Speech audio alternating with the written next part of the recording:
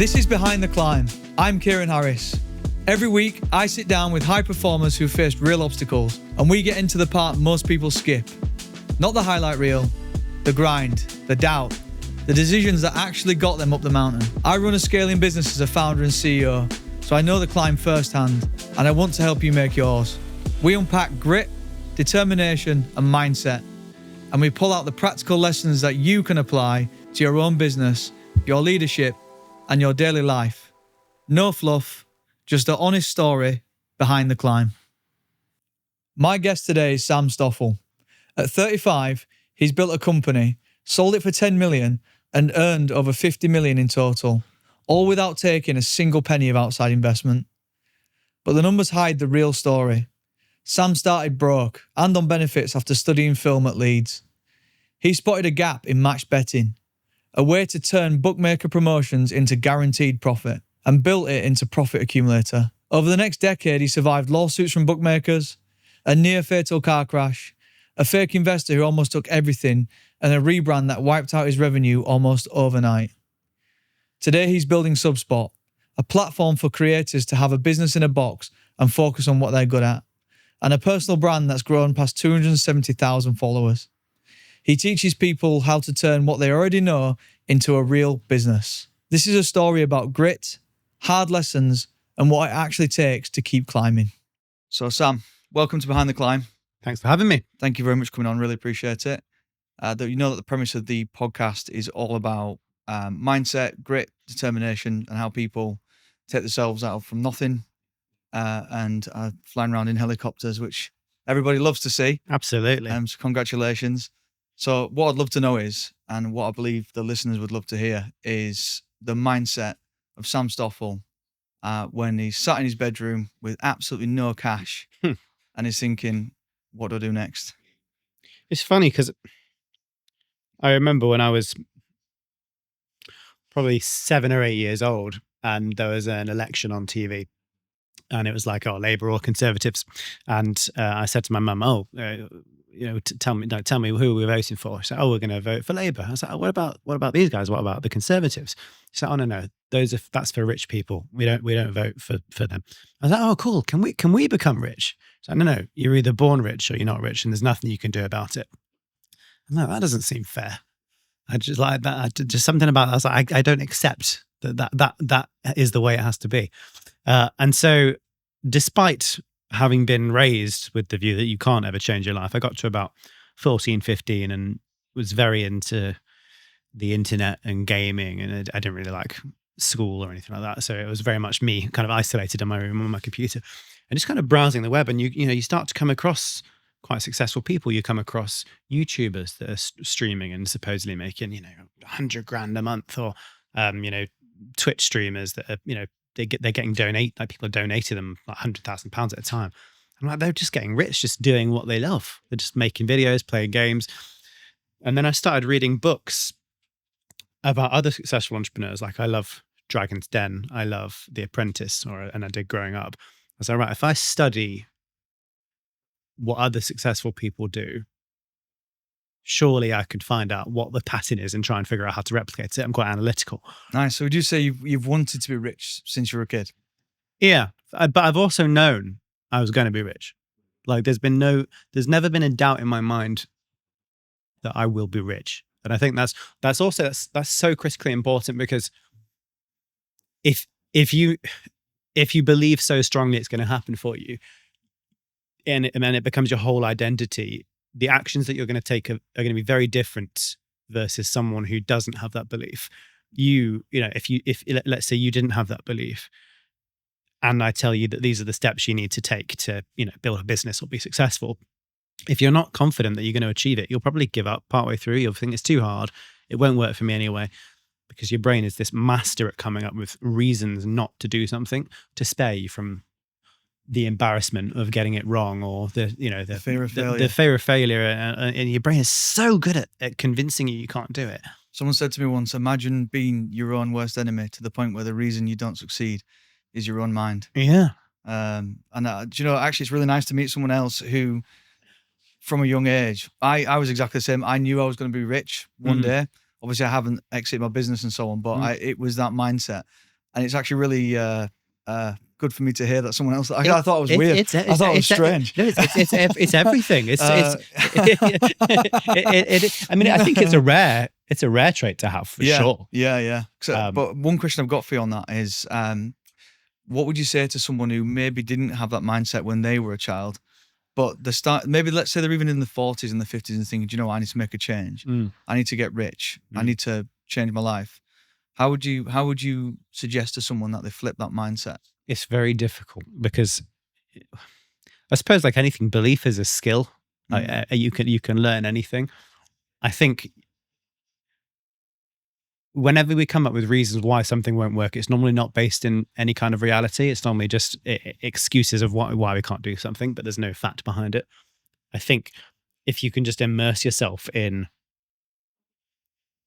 spotting the patterns, looking at how did this person go from rags to riches? How did this person do it? And seeing that they're all doing the same bloody thing, with slightly different color to it.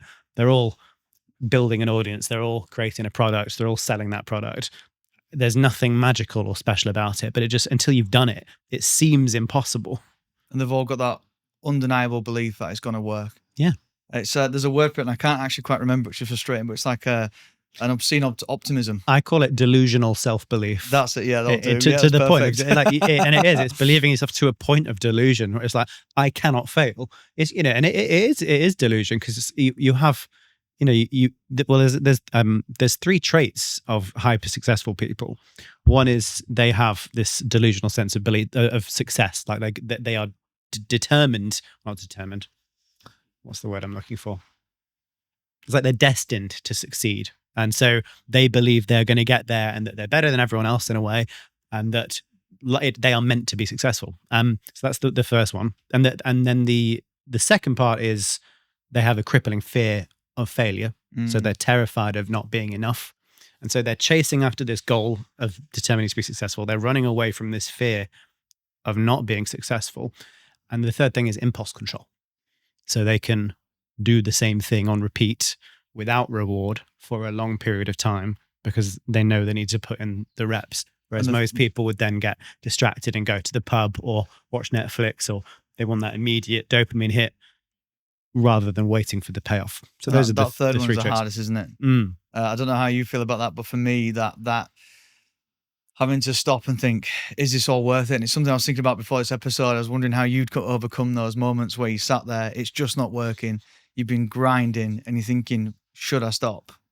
Yeah, I had it actually when I started building the public personal brand.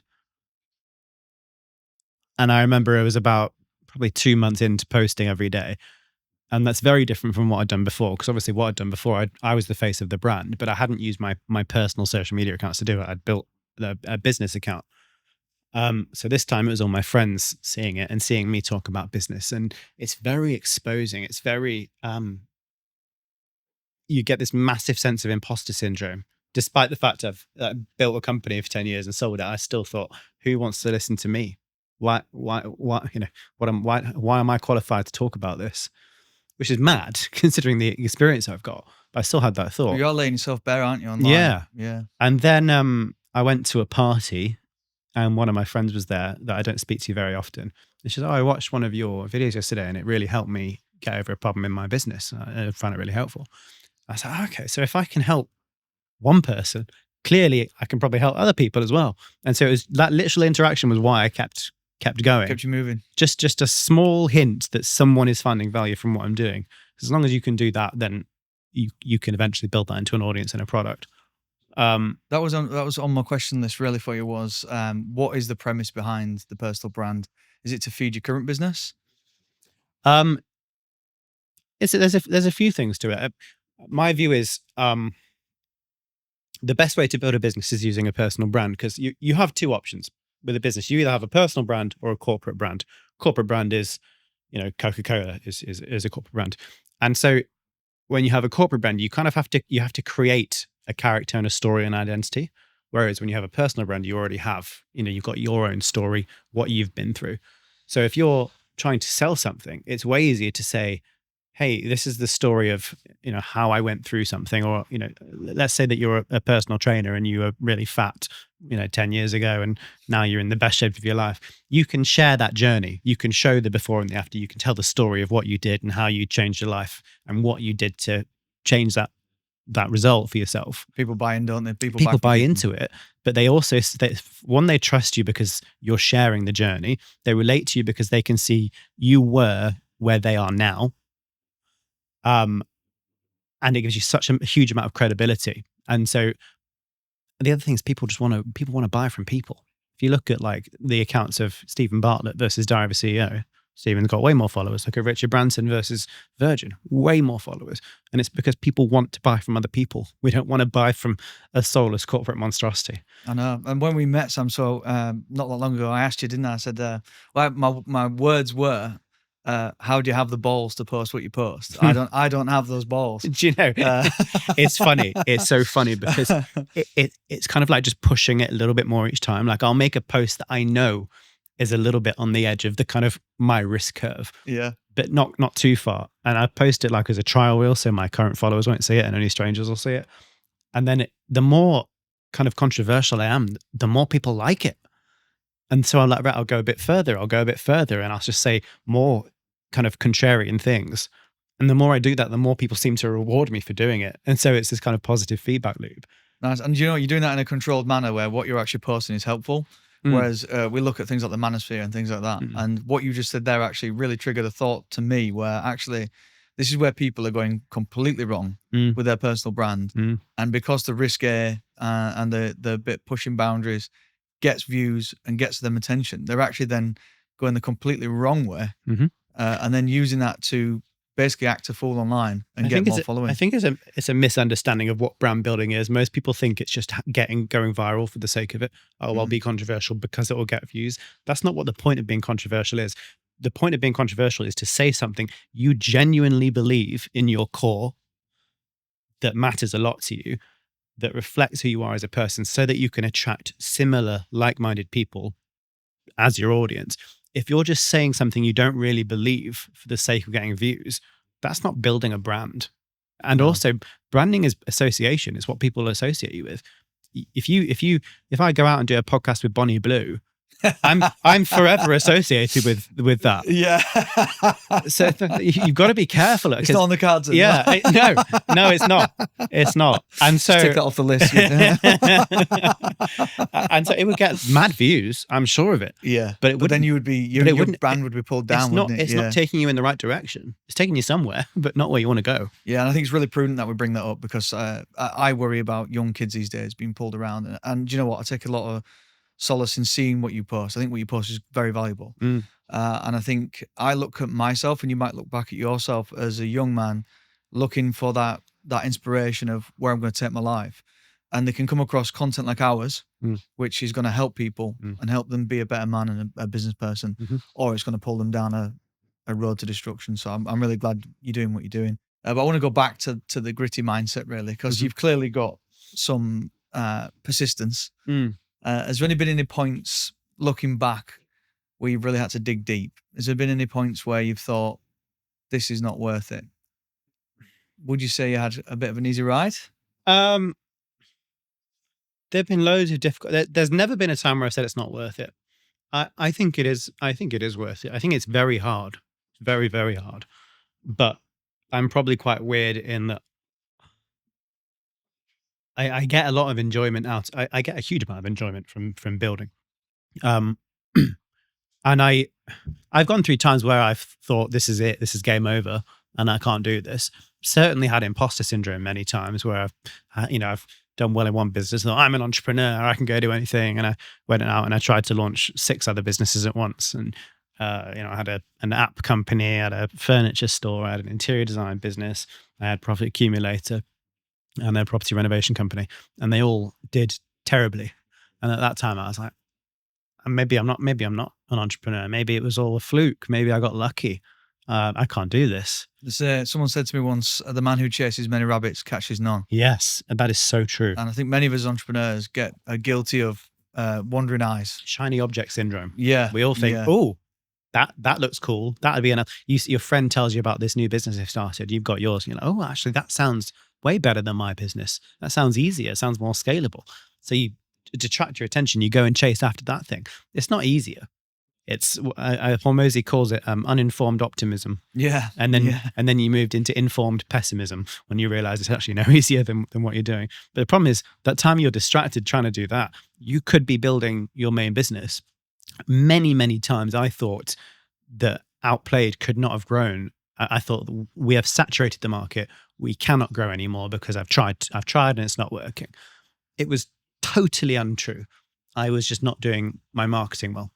So would you say that comes back to you as a founder and a leader? 100%. You're the bottleneck. Yeah, you need to become a better leader to push. Until you've got 200 employees, you are the bottleneck, because nothing will drive the business or slow it down more than you. So every waking minute of your day has to be more marketing, more sales. How do I get more customers? How do I convert them more? Everything else should be delegated to someone else in the business if it's not directly driving that revenue. And if you get to a point where you think you can't grow anymore, you can grow more. Your marketing just sucks. Yeah, you need to reset. You need to change, figure out what's not working, push more. And also, there was a time where, we were spending like 10 grand a month on Facebook ads. And someone said to me, it's like, why aren't you spending 100? I didn't have an answer. And we scaled it to 100 and we made 4 times as much money. Yeah, So there was no reason that I hadn't done it before, but you feel comfortable. This is a mindset thing for you. Comfort is the enemy of progress. It is, if you're feeling comfortable in your situation, that's the worst place you can be, because you don't have that fire underneath you. You don't feel that motivation to keep going, and you will stagnate. I think a lot of founders get to a point where the bills are paid, the mortgage is paid, 4 holidays a year. You and the wife have nice cars, if you're married at that time. And it is very easy to fall into that trap of thinking, this is pretty good. I'll stay here. Also, it can all go away. They can all disappear just like that. Everything's borrowed. Success, relationships, life, huge. All borrowed. It can all disappear very quickly, very quickly. You feel like you're invincible. I in 2023 almost lost everything because I got involved with a con man. And there were days where I couldn't get out of bed. So I was I know what that's so like, depressed. Would you say that made you a better man? Would you say steel's forged in fire? Yeah, I've not necessarily thought in terms of better man. It's definitely made me wiser and way more cautious. So best example, in the early days of business, I would go out and I'd buy a Lambo for cash. When I had 300 grand in the bank, and I go out and I spend 300 grand on a Lambo. Nice. Because I was so confident. I've got money coming in. It doesn't matter. It's going to keep coming in. That can stop. Yeah. And so today, I would never go and buy a Lambo cash, without having, vastly more. I wouldn't spend more than a few % of my net worth on a silly asset like that. Yeah. Whereas I wouldn't have thought twice about it 10 years ago. And I've got way more money now. It's a really important lesson that actually, I think we need to just put a bit of an exclamation mark on, because everyone is so guilty of that. And I've been guilty of that in my first business. You feel like you're invincible. You feel unstoppable.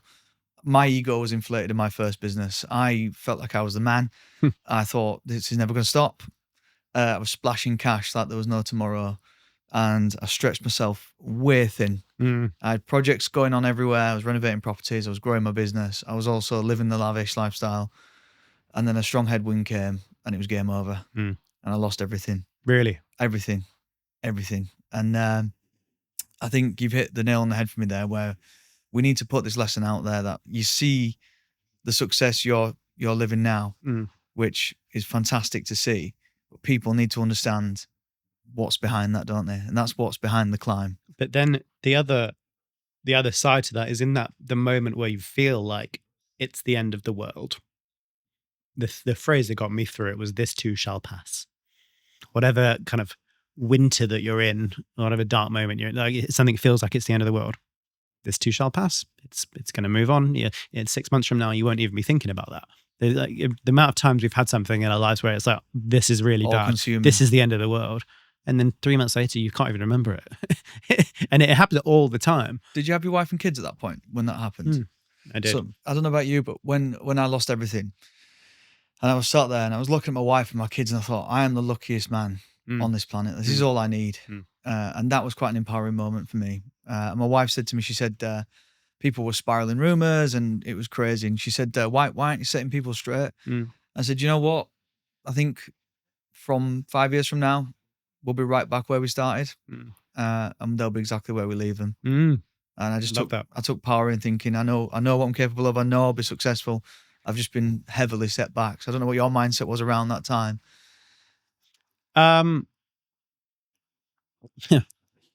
Well, it fluctuated. It went from not being able to get out of bed with depression to, in fact, it was my wife as well that came to me one day and she said, okay, right, you've had your moment to feel down and feel betrayed and depressed. Now it's time to pull up your bootstraps and sort it out. And I was like, whatever. And I was like, actually, do you know what? She They're always right. Yeah. I was like, do you know what? She was bloody right. Yeah. And it was just, I just knew I just had to grind through it. I said, right, I'll go back to basics, cut costs way down, I focus on what I can do really well, marketing, getting customers, getting sales. And I went back to basics and I managed to transform the business in less than a year and get the con man out. So, nice. Also, you had to get him out. You took your time. He was a shareholder, yeah. Yeah, nightmare. I think, what I've found from being around a lot of business owners, and I've mingled myself, in Goldman Sachs and Business Leader and other things like that, everyone's always looking for funding. And it seems like a cultural thing maybe in business where like, I need funding.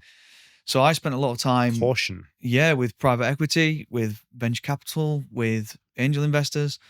And I've got to be honest, I didn't really like any of them. My business wasn't really ready for investment. And I used it as almost like free mentoring. Like I'd let them come in, I'd let them beat me black and blue, tell me how bad I was, and then I'd take note and I'd move on.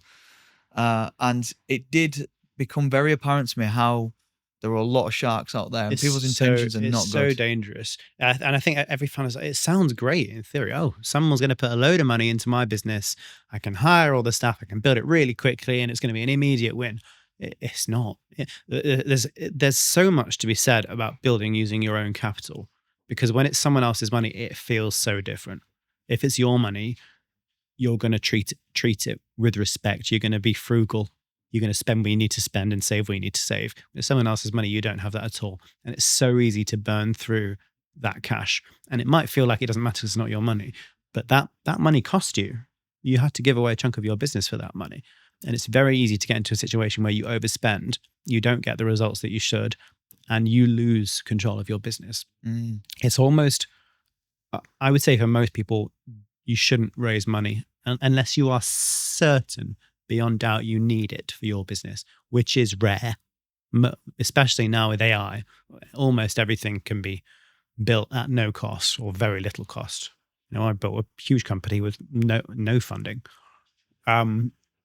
You just have to pull up your sleeves and grind yourself. Yeah, and you have to put in I think for me as well, the mindset I had to switch was, I'm just going to have to do this without. And I accept it might take me a bit longer, but ultimately I'll be 100% shareholder. And you'll have the control. There's a huge amount to be said for doing what you want. You want to go and test this new marketing strategy or hire this or pursue this new direction. You can do it. Whereas if you've got a board to report to, you become an employee to that board. You can't just do what you want. You have to get board approval. Would you say you're employable? No. Me neither. I couldn't work. I have this conversation with my wife. Like if she asked me to do something that I was already going to do, I'm like, I don't want to do it now. Yeah. And it's so fucking petulant and childish. And I know it is about myself. I know it is. That's why we're entrepreneurs, right? Someone tells you can't do it. It's like, watch me do it. Like, fuck, yeah, screw you. I'm going to do it. And that's why I think a lot of founders need to consider, are they employable? Because I think they think, I still own the business. I'm going to get investment. I'm going to do all these great things. And it's actually counterintuitive. And I think there's a space there for an investor who comes from an entrepreneurial background to sort of look at businesses and say, how can I push this entrepreneurial spirit? Where actually they seem to go in, put the cash in and clip the wings. Yeah, I think it's because, again, they're just, there's a few very good investors that genuinely want you to succeed. I know a few of them, but most of them, it's just, how can I get this maths? Put the money in, what return can I get out? And it's just being, efficiency. How can I maximize my stake as well? And I'm not employable, no. But I think I almost wish fewer people were taught to be employable and more were taught to start a business. Even going to school, I was never taught that you could start a business. It's always, what job do you want to do after uni? What are you going to be? What job are you going to do working for someone else? Did you ever get told you were going to be nothing? Yeah. Yeah. I got told by my English teacher that I would end up in prison. Yeah. Well, that's nothing. I ended up in prison. And it's because I failed an exam. Oh, you'll never have a calculator in your pocket. Yeah. Can you imagine? Yeah, you won't have a calculator in your pocket. Fucking how wrong you were. But also that's not surprising, because like teachers are controversy, but most high school teachers or senior school teachers tend not to be massive overachievers themselves. They're in a teaching job because they couldn't find anything else to do. Your business teacher's broke and your PE teacher's fat. You're being taught by people. Nothing against teachers, though. Thank you for taking care of my children. but you are being taught by someone who doesn't have the life you want, that will teach you how to go and get a job you don't want, with a salary that you don't want, with a life you don't want. I feel stuck. It just doesn't. Of course, it's not going to give you the result that you want. It's not going to build your dream life. Do you know? I wish schools would teach you. You can go and start a business. You don't have to go and get a job. You can whatever you want, whatever you love. You can build a business around that. Whatever your passion is. I think it's our job as parents as well, maybe as founders, to put that out there to kids. My fear is that kids these days are seeing the quick results. They're seeing streamers and so on who are seemingly getting a Lambo overnight.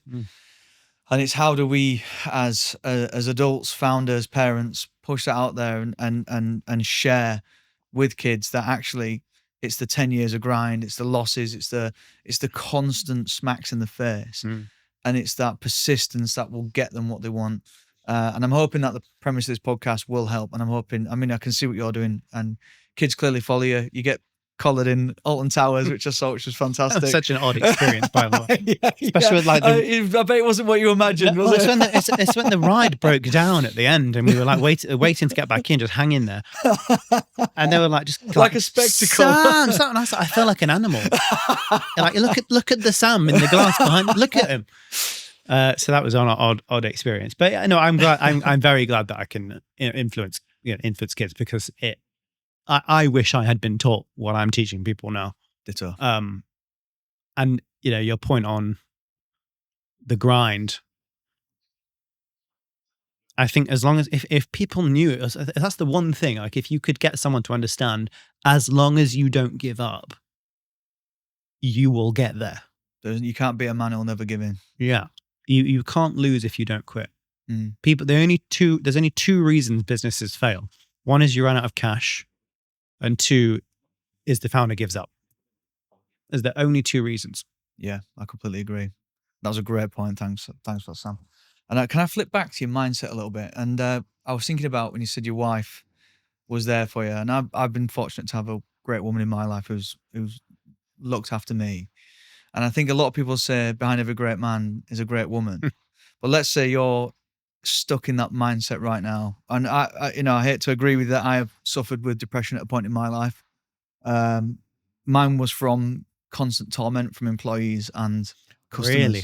Believe it or not. What, like hate? Yeah, constant. And interesting. I found myself working 7 days a week, and eventually everything caught up with me. And I'm lucky that my wife stuck with it and stayed with it through me. But I think there's probably a lot of people out there that are potentially suffering with that right now, and they're sat there thinking, I can't do another day. I know this is deep, so forgive me. But what would you say to them if you were sat in bed to the Sam Stoffel back then, and you didn't have someone there to support you? What would you say to yourself at that point?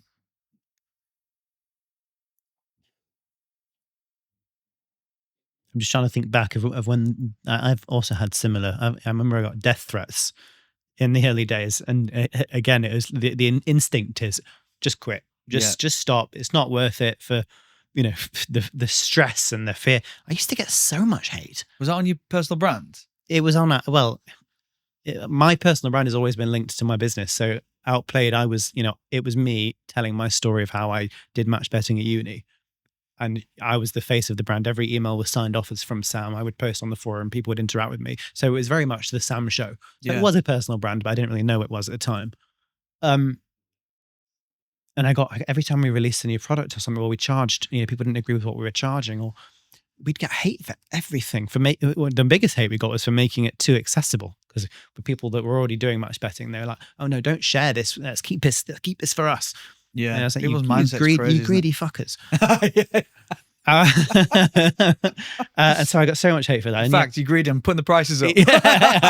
No, eventually, I don't know. It's so difficult to answer. I feel like that made it a good question, surely. If it's difficult to answer, apologies. It is difficult to answer, because I'm just trying to make sure we're helping people. That's the premise of this podcast. How can we show people behind the climb, and that it is a difficult thing. And I can tell you the situation, that it will pass. I can tell you that what seems the biggest deal in the world is not going to matter to you in 3 weeks, but you're not going to believe that in the moment. Would you say it's, for me, I think it was one day at a time. Yeah. I had a bit of a ritual. I'd go to bed at night. I'd have a bath. I'd tell myself, I'm getting this bath. I'm washing off today, and tomorrow's a new day. And there's something to be said about not just going to bed. Just go to bed, go to sleep. Yeah. I remember the amount of, even to a point now, it's, if I've had a really intense day and I get to the end of the day and was deflated, feeling a bit down, you go to bed, you wake up in the morning and everything's fine. Yeah. It's all in your head. It's all in your head. Mindset again. It's cortisol built up in your blood. Yeah, that's true. It's just it's just chemicals. So, yeah. And I think people might look at you and see your success. I personally always look at people who are successful and admire it and think, great, how can I do that for myself? But I think it's very easy for people to think, it's all right for you.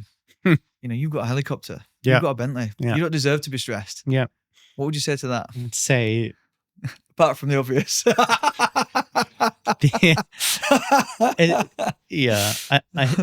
It's so easy to see the result, but I saw Jimmy Carr say this, everyone's jealous of what you got. Everyone's jealous of what you've got. No one's jealous. Sorry, no, where is it? No one's jealous of how you got it. Of how you got it, yeah. No one's jealous of how you got it.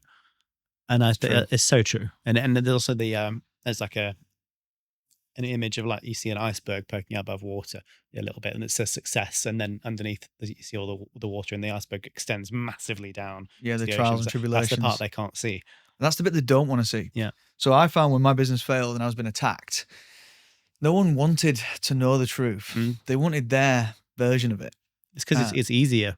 It's easier for them to assume that you got lucky, or to assume that you're a bad person, than it is for them to accept that they were simply unwilling to do what you were willing to do. They were too lazy to do it. And so it's easier to just assume, oh, it can't be me. I'm not the problem. And they tend to spiral around. You heard the crabs in a bucket analogy? No. So the people you hang around with, the people you're close with, it could even be your family, are the crabs in the bucket. And the crab that tries to leave the bucket, if you put loads of crabs in a bucket and one tries to climb out, they'll pull it back in. Really? And so that is like the analogy I look at. And I've been there where when I went through that failure, and I had to stop and look around myself. So are these people in my life serving my goals? I had to almost get absolutely savage with who I spend my time with. Yeah, you do. And you talk about your mindset from your mum. My parents grew up tough. They had a tough time. Money doesn't grow on trees. And you hear these things, and we have to be careful as parents how we speak to our kids. I mean, I'm suffering because I'm the opposite. So now my kids just think money's abundant. Yeah. Well, of course, dad will pay for it. But I'd rather that. No, but it's not so much dad will pay for it, but money is abundant. You can always make more.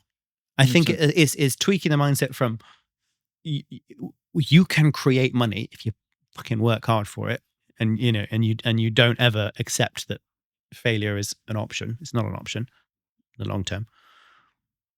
But you don't want to raise a spoiled brat, which I get. It's difficult, isn't it? It's difficult. I think as long as you teach them what money can bring you, but also teach them the hard work that it takes to. It's not just hard work, and because I hate when people say hard work. It's not just hard work, because nurses work hard and they don't get paid a lot. Hard work plus risk taking. Those are the two things that you have to do. Definitely, you're right. Because I think it's hard when you see people like nurses that are overworked and underpaid. And I'm sure you probably feel as an entrepreneur when you go in places like that, you think, I could fix this place up and make the staff happier and the culture better and everything else. But let's not go down that route. You can't fix everything. I don't want the NHS brigade to come and to mow me down. God bless the NHS. Sorry. That one tickled me. But yeah, so I think for us, it's difficult, and I think people might look at, I saw this thing that said, if I played with my kids when I was a kid, I'd think they're rich kids. And you hit a point for me that I'm super on with my kids, is that I want them to live a great life, but I don't want them to know it come from nowhere. I don't want them to feel like they can just have it given. And have you made any plans, given you're an exited founder and you've built some wealth, on how you're going to ensure your kids are safe but not spoiled? Is that something that you've thought about in the handing down? I've thought about it. I don't have an answer yet. It's a tough one, isn't it? Yeah, I think my general view is you can do anything you want as long as you want to be the best at what you do. So you want to be a painter, fine, go and paint, but be the best. Give it your absolute all. Be the best you can be at that. What I'm not going to say, don't go and be a vet, but make sure you're the best damn vet in anywhere. Whatever it is, do it, but really, really do it. Be the best. Great mindset. Be happy what they're doing. Me and you are very much aligned on that. If my kids are doing something they love and they're happy and I can support that, that's great. Have you ever had to work, Sam? Have you ever had a job, or did you manage to? I worked at Toys R Us. Toys R Us, when nice. I was 16, 17. I used to demo Guitar Hero. Which is great fun. Was there a point in that job where you thought, this isn't for me? Like, I can't work for someone? Yeah, I think it's when I first get in there, my initial approach is let's overachieve. Let's go and give it my all, be the best, and get as many sales as I can, and over deliver. And then you quickly realize that over delivery is not rewarded with rewards. You don't get hard work. The work you put in at a job does not reflect how you are treated or compensated. And as soon as I realized that, I was like, This is not the way. It's not the way to make money. Yeah, it's a waste of my time. Yeah, I will never get what I want from this. So I've had 2 jobs, and both I struggled with. I went in with the same mindset and was met with friction, resistance, and spite. And I think I've been thinking about this podcast and how can I make sure that not just business owners listen to it, but if there's someone listening to it who's just trying to do well in a career and wants to climb the ladder, or wants to just be a better dad or have a better life. And I think it's important that we point that out, that actually you don't need to be a business owner. You don't need to, if you want to be super wealthy, you do. But if you want to be comfortable and have a good life, there's still a lot around mindset. And it's still hard, isn't it? It's hard to be an employee. It is. It's hard to run a business. Yep. It's hard to be fat. It's hard to be in shape. But it's a different kind of hard. Choose your heart. Yeah, I love that. I love that. Well, Sam, I really appreciate your time this morning. Appreciate it was a bit of a rush, and you've got dad duties today. Would you like to share with our viewers and listeners how they can find you online and follow your story? So at Sam Stoffel on Instagram, TikTok, etc., all of the usual platforms, and it's all about just helping you build a personal brand that'll make you money just by monetizing what you already know. Whatever skills you have, whatever you know a bit more than most people, how to turn that into a business that'll make you rich. Legend. Thank you very much. Thanks very much. Cool. That was great. Thanks, buddy.